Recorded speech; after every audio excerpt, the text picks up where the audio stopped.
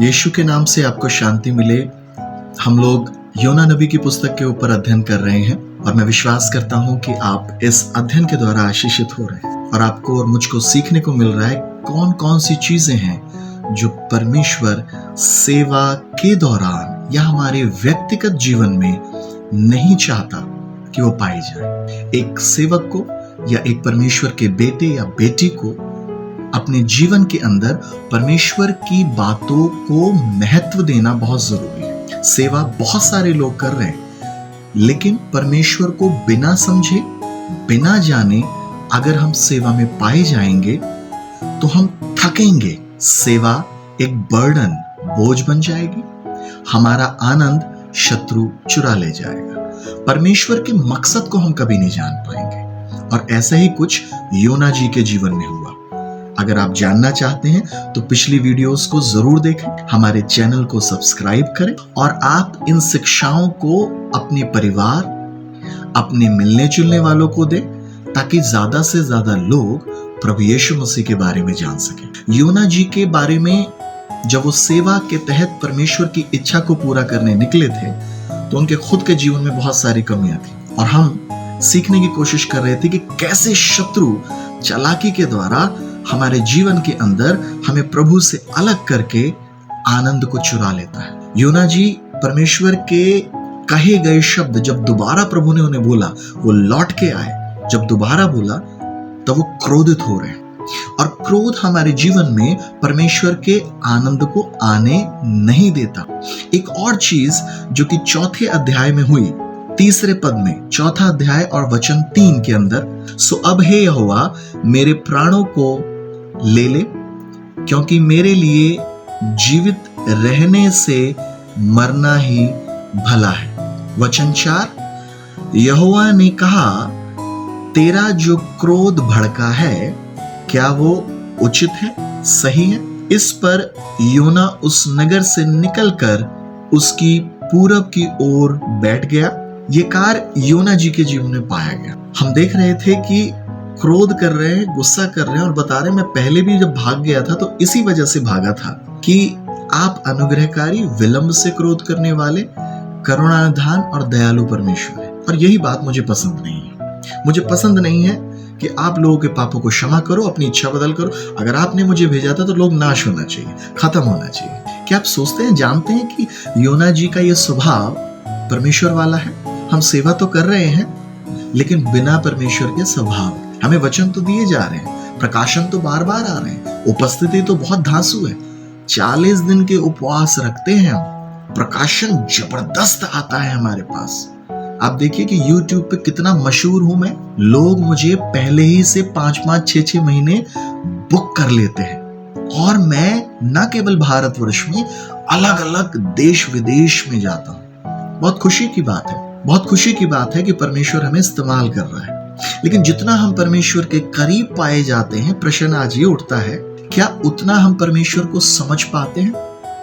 एक बार मैं एक प्लेस लुधियाना में गया था और मैं वहां बैठा हुआ वचन बांट रहा था और मैंने वहां परमेश्वर के वचन को बांटते हुए वो वचन जो बाइबल में लिखा है कि बुद्धिमान अपनी बुद्धि पर, वीर अपनी वीरता पर और धनवान अपनी धनता पर घमंड ना करे।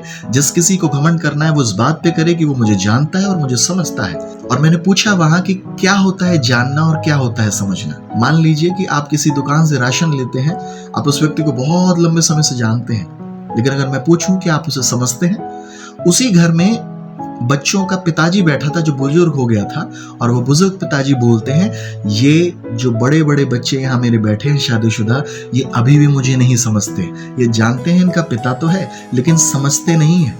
मैंने पूछा, बाबूजी इसका मतलब क्या है? उन्होंने बताया, मेरे मन के अंदर मेरी इच्छा क्या है, मुझे किन बातों से दुख होता है और किन बातों से मुझे अच्छा लगता है, सुख पहुंचता है, ये अभी भी वही काम करते हैं जिन बातों से मुझे दुख होता है। हम अपने उस राशन वाले को जिससे 20 साल से राशन ले रहे हैं, जानते हैं कि उसका नाम क्या है, कहाँ है उसकी दुकान, शायद वो कहाँ रहता है, लेकिन अगर बात करें कि उसके मन के अंदर कौन सी बातों से सुख, आनंद और दुख पहुंचता है तो शायद हम नहीं बता पाएंगे। हम आधे घंटे जाते हैं, राशन लेते हैं और चले आते हैं। हम परमेश्वर को बहुत लंबे समय से जानते तो हैं, लेकिन क्या हमें समझते हैं योना जी उसे जानते थे बहुत लंबे समय से कि मैं इब्री हूं, यहोवे एक ही परमेश्वर को मानने वाला हूं, लेकिन क्या वो उसे समझते हैं? इसका उत्तर है नहीं। बाइबल जवाब देती है, वो कह रहे हैं मुझे मार डाल, इससे अच्छा है कि मैं मर जाऊं। शब्द जो उन्होंने इस्तेमाल किए हैं कि मेरा जीना अच्छा नहीं है, वो किस संदर्भ में उपयोग कर रहे हैं? वो इस संदर्भ, उसका बैकग्राउंड, उसकी पृष्ठभूमि है, लोग बचाए जा रहे हैं, इस बात से वो नाखुश हैं। लोग जीवन पा रहे हैं, लौट आ रहे हैं प्रभु के पास, इस बात से वो नाखुश हैं। और उनके मन के अंदर ना केवल क्रोध चल रहा है, उनकी भावनाएं, मूड स्विंग्स हो रहे हैं उनकी, लेकिन नेगेटिविटी भी आ रही है, नकारात्मकपन। और यही नकारात्मक अवस्था हमें परमेश्वर की मर्जी, इच्छा को समझने नहीं देती। ध्यान रखिएगा, हमने पिछली वीडियो में देखा तुम मुझसे अलग होकर आनंदित नहीं हो सकते। क्रोध हमें आनंदित नहीं होने दे रहा है। तुम मुझसे अलग होकर मेरी इच्छा, मेरी मर्जी को नहीं समझ सकते। हम कैसे अलग हो जाते हैं? परमेश्वर से और उसकी इच्छा से। उसे समझ नहीं पाते नेगेटिव थिंकिंग के द्वारा। नकारात्मक सोच, गंदे विचार, विपरीत विचार, ऐसे विचार जो परमेश्वर के वचन से मेल ही नहीं खाते। एक बार डीजीएस दीनाकरण जी, जो भारतवर्ष के अपोस्टलिक प्रेरिताई की सेवकाई के अंदर उच्च कोटि में, इवेंजलिज्म में बहुत सुसमाचार प्रचार, और बहुत सारे लोग उनके द्वारा आशीषित हुए भारतवर्ष और भारतवर्ष के बाहर। एक बार एक सेवा को वो ले रहे थे और वहां उन्होंने प्रचार करा। एक लड़का नौजवान वहां आया हुआ था, उसने अपने घर पे नहीं बताया था।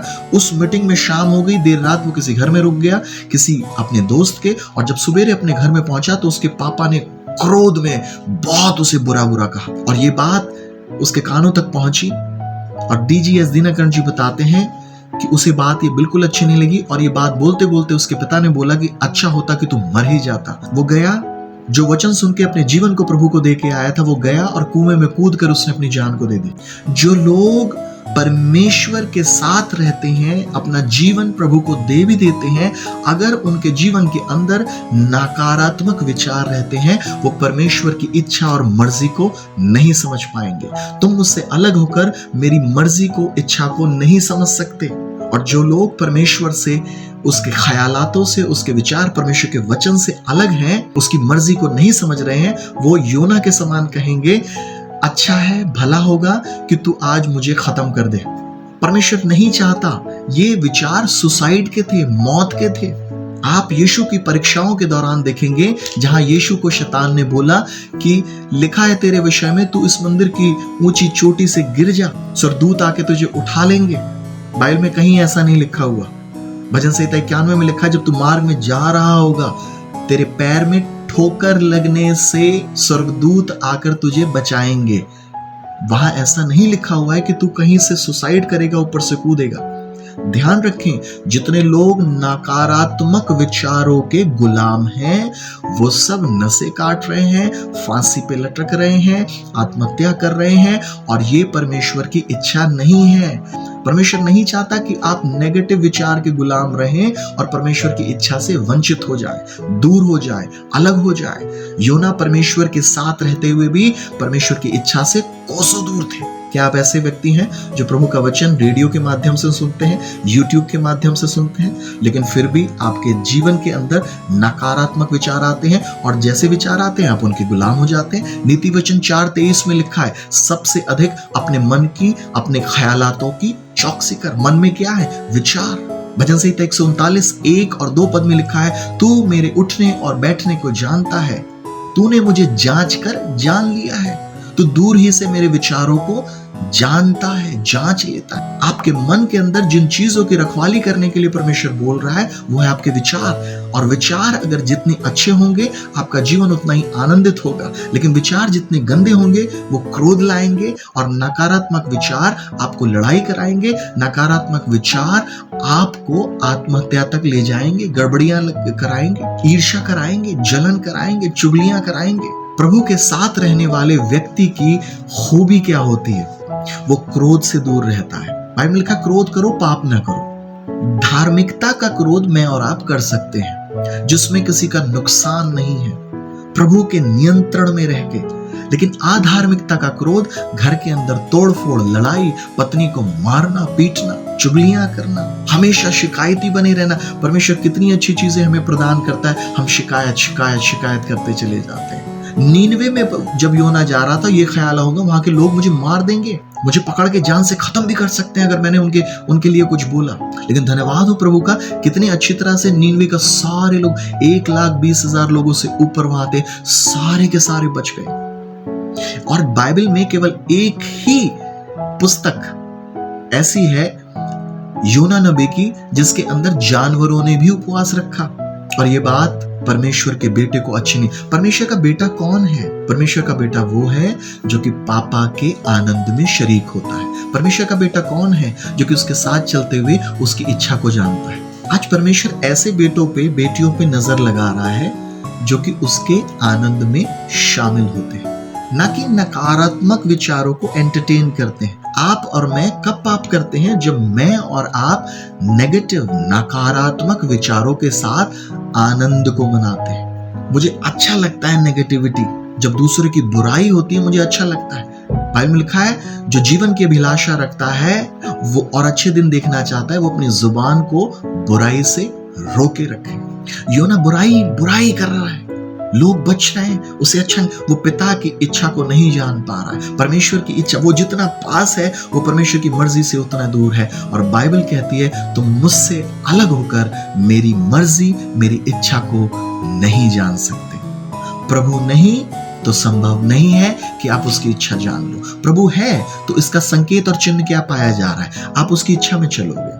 यीशु मसीह के जीवन में पिता परमेश्वर का अनुग्रह था और दिखाई देते थे, इसलिए यीशु ने कहा मेरी नहीं वरन तेरी, हे पिता हो सके तो ये प्याला मुझसे टल जाए, मेरी नहीं वरन तेरी इच्छा पूरी हो। आज मैं प्रभु का बेटा होने के नाते आपसे निवेदन करता हूं, जिन लोगों के जीवन में जो कहते हैं मैं प्रभु की मर्जी में चल रहा हूं या मुझे पिता की इच्छा मालूम है, वो याद रखें नकारात्मक विचारों के अधीन या गुलाम नहीं पाए जाएंगे। वो कभी नहीं कहेंगे अच्छा होता कि इस जगह जाने से पहले मैं मर जाता। वो कभी नहीं कहेंगे ऐसे माता पिता अच्छा होता कि तू मेरे घर के अंदर जन्म ना लेती। नहीं, प्रभु की इच्छा है वो बेटा आपके जीवन में आया है, आदर करें। वो बेटी आपके जीवन में आई है, आदर करें। अच्छा होता कि मैं तुझसे शादी ना करता। आपको मालूम है प्रभु की इच्छा क्या है? नकारात्मक विचारों को अपनी जुबान से ना निकलने दें, उसे अपने युद्ध भूमि के बैटल के अंदर ही खत्म कर दे। अच्छा होता कि मैं यहाँ सेवा ना करता, अच्छा होता कि मैं इस जगह ना जाता वचन बांटने के लिए। नहीं, योना कह रहे हैं अच्छा होता कि मैं मर जाऊं। प्रभु कह रहे हैं क्या ये बात उचित है, अच्छी है? योना प्रभु की मर्जी को नहीं जानते थे। आज मैं और आप क्या परमेश्वर की इच्छा को जानते हैं? मैं और आप परमेश्वर से अलग होकर उसकी इच्छा को नहीं जान सकते। उसका चरित्र उसकी इच्छा को बताएगा। जब मैं और आप उसके चरित्र में बने रहेंगे तो मैं और आप उसकी इच्छा में भी बने रहेंगे। प्रभु दया करे कि इस रहस्य को हम समझ पाए। मैं आपसे निवेदन करता हूं, कृपया करके इन वचनों को लोगों तक बांटें, आपके परिवारजनों तक ले जाएं, ताकि मैं और आप घमंड से, क्रोध से दूर हो जाए और प्रभु की इच्छा, प्रभु के आनंद में जुड़ जाए। क्या आप चाहते हैं लोग अंदर अंतःकरण वाले कैंसर से ठीक हो सके, मन के विचारों के कैंसर से ठीक हो सके?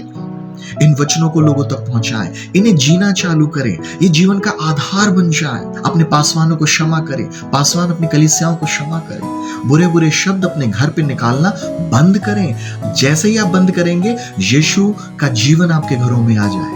आप यीशु की मर्जी में और यीशु आपके अंदर पाए जाएंगे। योना फिर से मिशन फील्ड से भाग गया। योना फिर से उस जगह को छोड़कर भाग गया, क्योंकि वो पिता की इच्छा, जो लोग पिता की इच्छा में नहीं बने रहते वो सेवाओं को छोड़ के चले जाएंगे, वो पत्नियों को छोड़ के चले जाएंगे, वो घर को, बच्चों को छोड़ के चले जाएंगे और डाइवोर्स जैसे कई कामों में चले जाएंगे। आज भारतवर्ष में अधिकांश जो है मसीह परिवारों में डाइवोर्स हो रहा है। मलाकी की पुस्तक में लिखा है मैं यहोवा स्त्री गमन से या स्त्री त्याग से नफरत करता हूं, मैं तलाक से, डाइवोर्स से नफरत करता हूं। पढ़ लीजिएगा मलाकी की पुस्तक में बिल्कुल साफ लिखा है अंतिम अध्याय। परमेश्वर नहीं चाहता इन कामों को। परमेश्वर नहीं चाहता स्त्रियों के ऊपर हाथ उठाना, पतियों की बुराई करना, पतियों के ऊपर हाथ उठाना। बच्चों को अननेसेसरी परेशान करना। बाइबल पढ़ने वाले लोग, वचन को मानने वाले लोग परमेश्वर की इच्छा में चलते हैं, और उसकी इच्छा है जब लोग बुराई से फिर रहे हैं, लौट आ रहे हैं, तो हम खुशियां मनाएं, आनंद मनाएं, प्रभु का धन्यवाद दें। प्रभु दया करे, ज्यादा से ज्यादा इन वचनों को सुने, एक एक, दो दो, तीन तीन, चार चार बार सुने। प्रभु आपको आशीषित करेगा। पिछली वीडियो में जाएं, देखें उनमें क्या शिक्षाएं परमेश्वर दे रहा है। प्रभु हमें दया करेगा, हमें बुराई से छुड़ा के अच्छाइयों में ले जाएगा, हमारे परिवारों को बचाएगा, जीवन ले आएगा। तो मुझसे अलग होकर मेरी मर्जी में बने नहीं रह सकते। प्रभु नहीं तो संभव नहीं। प्रभु दया करे, हम इन वचनों को में दृढ़ पाए जाए और उसकी मर्जी के अनुसार जी सके। यीशु की शांति आप में बरकरार रहे। जय मसीह की। धन्यवाद।